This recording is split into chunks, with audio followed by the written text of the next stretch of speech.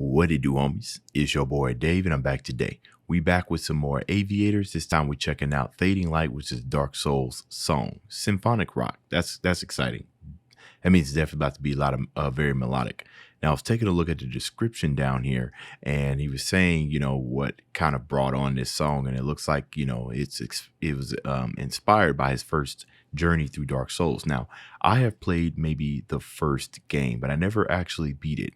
My first Dark Souls full experience will probably be Elden Ring, as I'm thinking that's a lot of people's first experience. But anyways, he says that, Inspired Fading Light is a requiem for the first flame, a song of victory, but acceptance of the inevitable darkness, right? So when we kind of think about like Dark Souls and Dark Souls like type games from the game company From Software, one of the best things about that game, well, one of the sucky things is when he says embrace the darkness, I'm sitting here thinking how, you must die a lot. Like that's part of the game, right? And part of dying a lot comes with victory. So very interesting choice of words there. Let's go ahead, shut up and turn it up.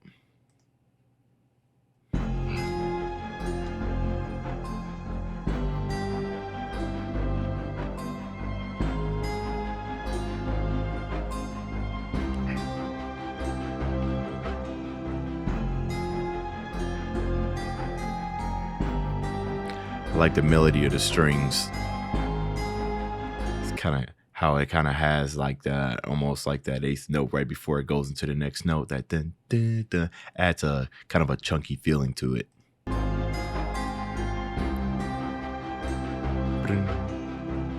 Life's breath in the candlelight, lost hearts in the dead of night. It's a long way down to the place they found. Dark sun, hallowed by the fade. Our debt, they live to be paid. Sing the blackness stare, promising to spare the chosen. Born of graves and left below, painted ashes, painted snow. When Blood. The dark awakens, fires of our last hope are getting low. Souls of gods and souls of men, meeting cinders to ascend. Fate has chosen, and a fading light is at its end. Fates of gods and fates of men. Souls of gods and souls of men, meeting cinders to ascend, right? That's very interesting. It almost kind of gives you, not kind of, but pretty much saying that even for gods, in order for them to ascend, they themselves have to find some, be defeated at one point, to taste that victory. Okay. Wordsmith. That's what this guy is. Ascend. Fate has chosen, and a fading light is at its end. Yeah, very, very nice vibrato.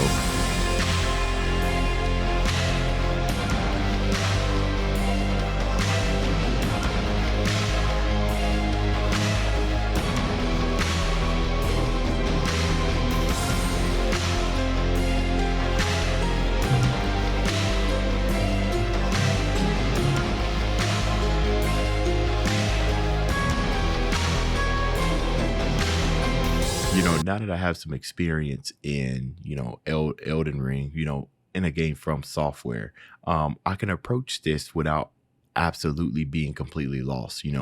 I imagine, there are similarities, right? Since it's made from the same company between Dark Souls and Elden Ring.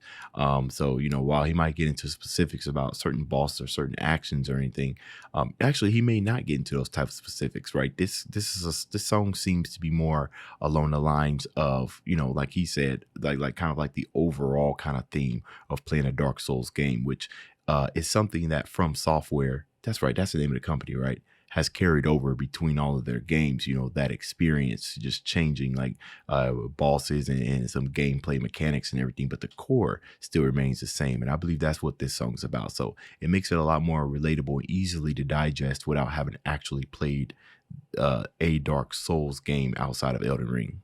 I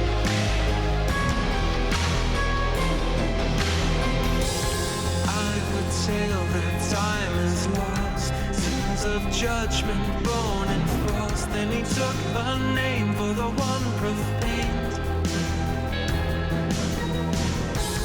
Know the dark but let it rest. Left to lurkers in their quest. Let the watchers fight in the blood ignite. The chosen, full of graves and left below. Painted ashes, painted snow. When the dark awakens, cries of our last hope are getting low. Yo, man, he's got so much texture and stuff going on in the background. Really kind of gives that sense of battles clashing.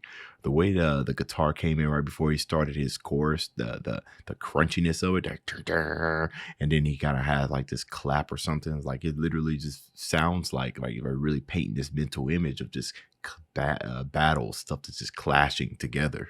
Souls of gods and souls of Right. men, beaten singers to ascend. Fate has chosen when the fading light is at its end.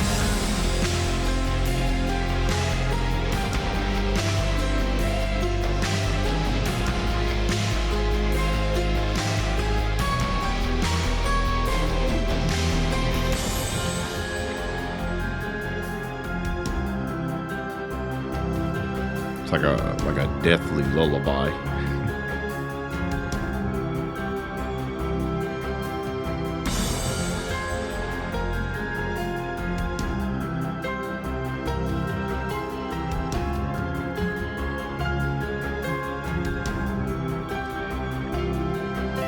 Souls to revive us or rot us away. One for the weary and death for the saint. Souls to in Dark Souls, right? The currency is called it's called souls, right? And I'm guessing that you can use souls to revive you and everything because the currency is different in Elden Ring, right? I forgot what it was called. But it's interesting, souls to revive us or rot us away. I get the revive part, but the rot part, one for the weary and death for the saint. The only thing I could draw from that or rot us away would be the consumption of power, right? Can you use souls to make yourself stronger? Kind of similar to how you can use the currency in Elden Ring to make yourself stronger. Therefore, your want for power, right, can eventually rot you away. Just yet we listen for bells left to toll, to fight back the depths of humanity's soul. For the unkindled we look to the sun. Cities and gold, all the victories won. Fear not the dark or the monsters, my friend. Praise for the feast of humanity's end.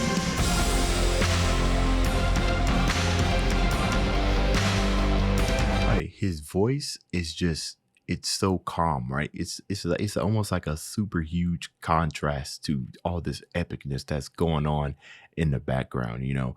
And one thing that I do listen for, especially when it comes to, big people or people with a bigger stage here on the YouTube channel, is of course, their production chops and everything. With his, I don't know what his range is. It sounds like he can get there pretty high, and I don't know if he has the ability to kind of give that type of grit that you would normally hear with symphonic. Actually, with symphonic rock, I think most of the people who are vocal, they tend to be more of the soft nature, right?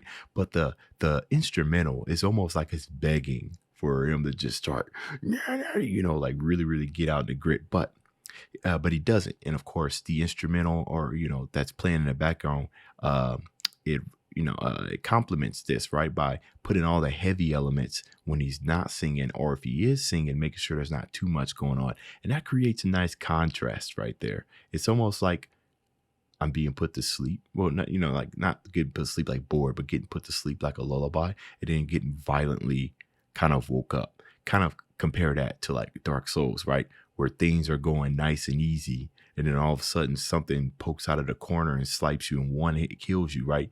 You went from feeling comfortable to rage. I could be reaching there.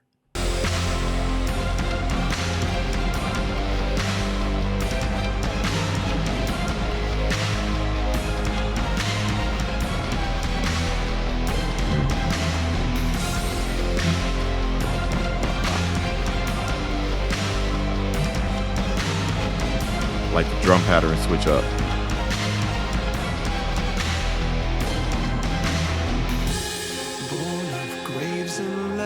below. Painted ashes, painted snow. When the dark awakens, fires of our last hope are getting low. Souls of gods and Sketchy. souls of men, meeting cinders to ascend. Fate has chosen, and a fading light is at its end.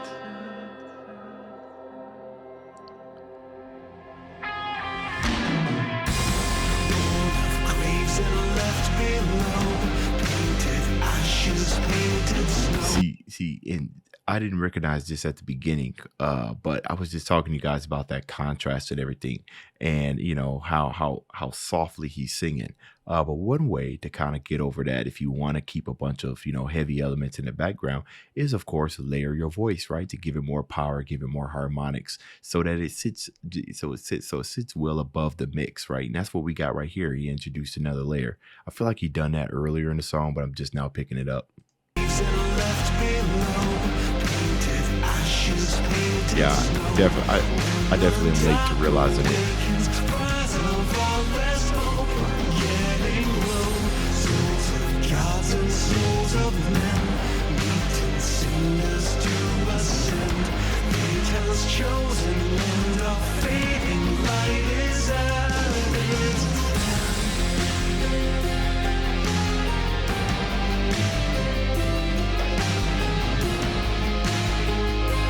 It's actually really nice composition.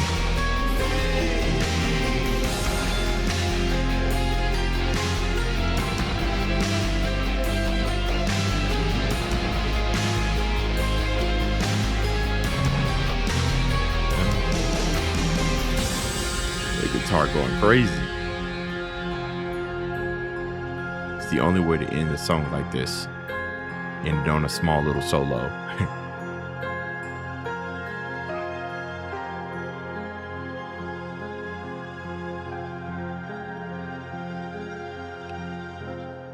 Yeah, so the beautiful thing about this is that sometimes I can tell what kind of song is going to be depending on the length of the song, right? So this is 6 minutes, so it's not like your standard kind of like a 3 minute or 4 minute song that you would hear on the radio. And generally, the length of the song is pretty telling when it comes to like what type of song it's going to be, right? Because I've heard symphonic rock in shorter time frames.